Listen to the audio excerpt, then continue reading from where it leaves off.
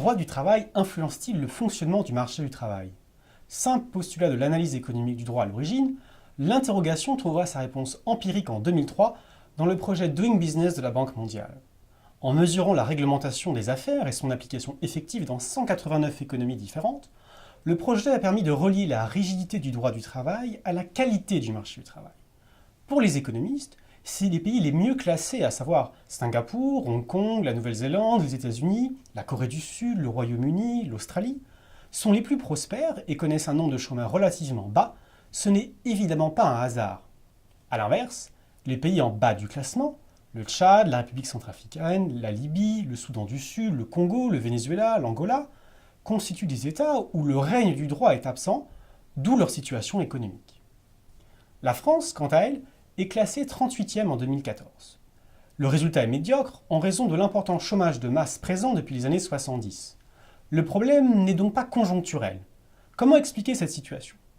Du côté des économistes, c'est dès les années 30 que Jacques Rueff s'interrogeait sur le rôle joué par l'assurance chômage sur le niveau de l'emploi.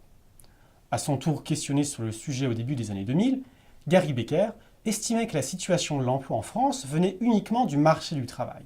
Pour le prix Nobel, tout provient des rigidités du marché du travail, soit les difficultés pour les entreprises à licencier, la fiscalité du travail et enfin le niveau trop élevé du salaire minimum. Commençons par l'assurance chômage. Les indemnités chômage incitaient les individus à rester sans emploi. C'est du moins l'hypothèse suggérée par Jacques Rueff en 1931. En se basant sur l'expérience de la Dole britannique, une allocation chômage forfaitaire et non proportionnelle mise en place en 1911, Rueff conclut que lorsque l'indemnité chômage est trop proche du taux de salaire réel, elle désincite de fait les individus à la recherche d'un emploi. L'assurance chômage les maintient dans leur situation de chômeurs de longue durée. Si l'exemple historique de Rueff fut contesté, le raisonnement perdure.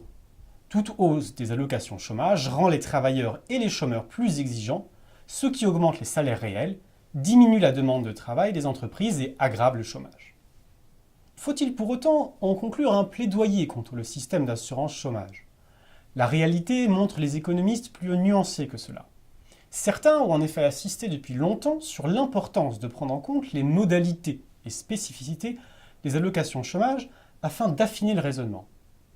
En effet, si ces allocations sont régulièrement présentes dans l'ensemble des pays de l'OCDE, ces dernières ne sont jamais distribuées selon un modèle uniforme et répondent à des logiques bien distinctes. Le questionnement des économistes s'est ainsi globalement divisé en deux questions.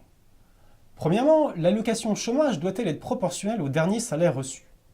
Ensuite, deuxièmement, doit-elle être perçue de manière linéaire ou dégressive?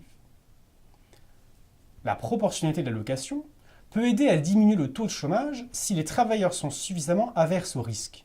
Mais cette problématique s'avère en réalité mineure. La question de la dégressivité de l'allocation chômage fait l'objet de recherches plus intenses dont les conclusions vont majoritairement dans le sens suivant. La dégressivité de l'allocation influence clairement à la baisse le niveau de chômage. C'est systématiquement la même tendance qui est observée.